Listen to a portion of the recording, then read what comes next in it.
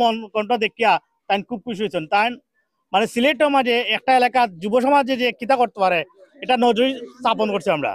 আর একটা বিষয় কি ইউনো ম্যাডাম যাওয়ার সময় আমরা কইরা যে তুমি তাই যুব সমাজও লাগে মানে জেতা করা লাগে আমরা কর্ম, তুমি তাই চিন্তা হইবে না, তোমার পিছিয়ে আমরা আছি, তোমার পিছিয়ে প্রশাসন আছে, তুমি তাই স্বাধীন, তুমি তাই খেলাধুলা করো, সবকিছু তোমার তার পাশে আমরা থামো।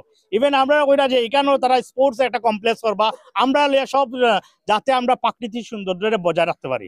তো সব উদ্দেশ্য করে ওটাও কইলাম যে কেউ আমরা যে মানে বিশৃঙ্খলা জড়াইতাম না, আমরা আইনের প্রতি সর্বদা শ্রদ্ধাশীল থাকতাম।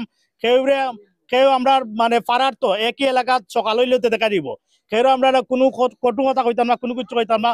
যে যার মতো চলক, আইন আইনের মতো চলবো, আইন আইনের মতো তারা কাজ করবো।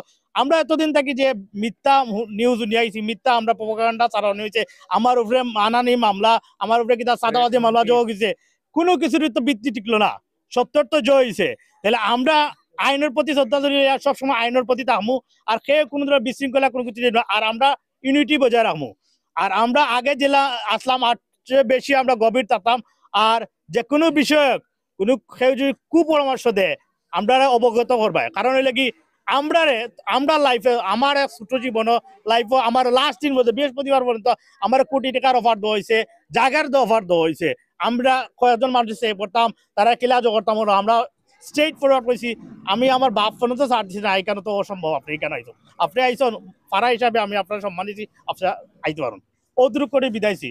লাস্ট একটা মেসেজ থাকবো সব হইলে কি সত্যের জয়। আমরা প্রত্যেকটা সেক্টরে গেছি, অনেক সুবিধা পাইছি, অনেক সুবিধা হয়েছে বলতে কিনা যে কোনো ডকুমেন্ট আমরা এই বিষয়টা একবারে অজ্ঞ আসলাম, কিন্তু ছোট একটা ইস্যু ধরি আমরা যখন একটা খোঁজ খবর লইছি দেখা যায় বিস্তর, মানে আমরা চাওয়ার আগে অনেক ডকুমেন্ট গুলো পাইছি, যেগুলো আমরা ডিসি স্যার যখন দিছি, ডিসি স্যার অবাক হয়েছেন যে পেন ড্রাইভ সহ আমরা তারা 8টা ফরমেশন দিছি, যে ডকুমেন্টের যে ডকুমেন্ট এত স্ট্রং মানে কারো সাধ্য নাই।